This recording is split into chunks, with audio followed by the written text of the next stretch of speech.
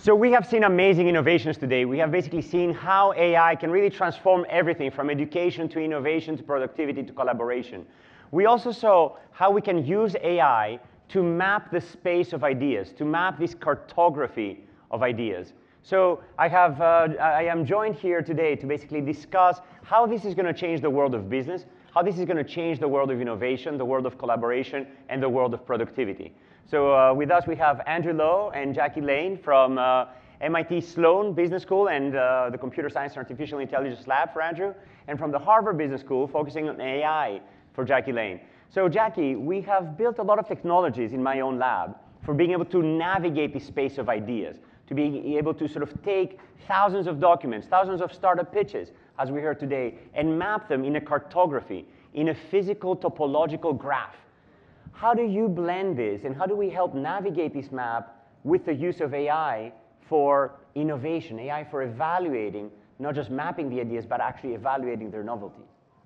Oh, I think this cartography is amazing. Our research group looks at how we come up with ideas and how we evaluate them and how AI is changing and improving that process.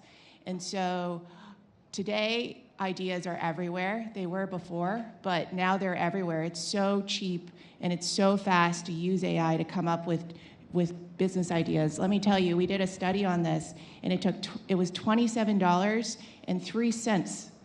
$27.03 to come up with ideas. And so as a result of that, we need a cartography. We need a landscape to take us out of this sequential view of one at a time of how we evaluate and bring it into this bird's eye view, and so that we can see how ideas are correlated, how they're different, where their peaks are, and which ones are similar to each other.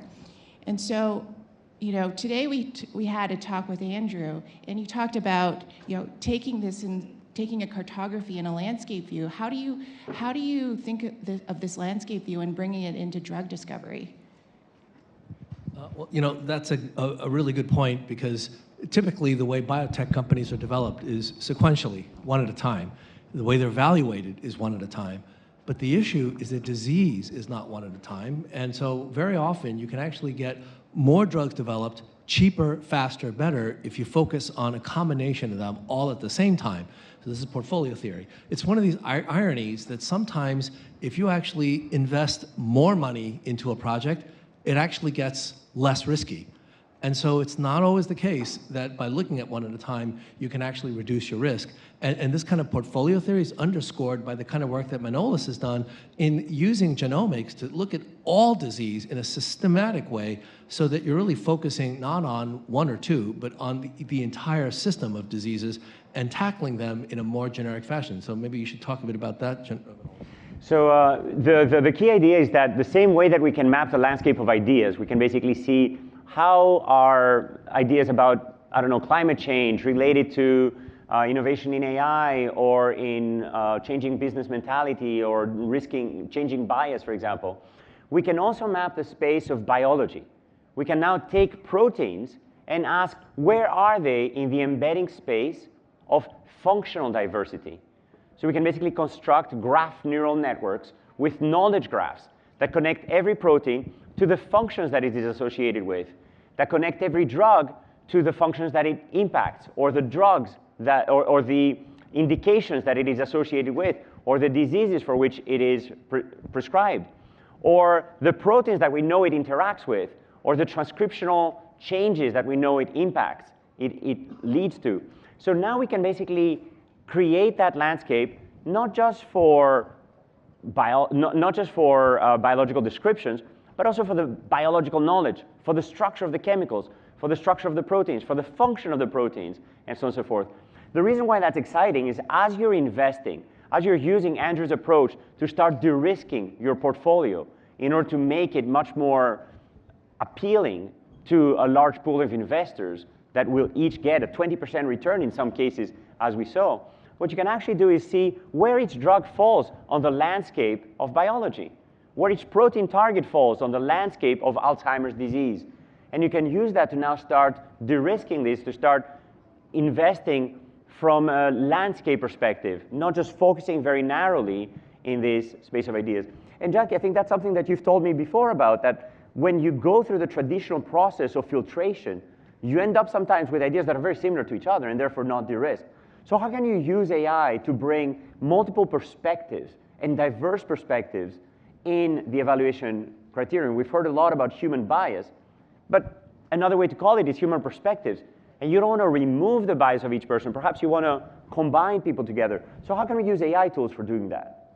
Yeah, so oftentimes when we're thinking about the way that we come up with ideas in this sequential stage gate kind of process, what ends up happening is we may end up with ideas that are very, very correlated with each other, as Manolis was saying. And so one way that we can think about, if we're using a landscape perspective, is having multi-agents there, right? So you have an agent who represents each perspective in each of those peaks or those spaces that you're thinking about, and they can collaborate with each other. They can be adversarial with each other, and think about the ways that you can combine these different ideas together. And you can think about the small jumps that you can take or the bigger conceptual leaps. And by having these different agents within the landscape all talk and interact with each other, we can find new recombinations and new combinations that we may not have been able to do before these tools existed. And so I think this brings in a question, because so far we've been talking about really just the agents working within the landscape. And the question that I have for you, Manolis, is how do we bring the human back in?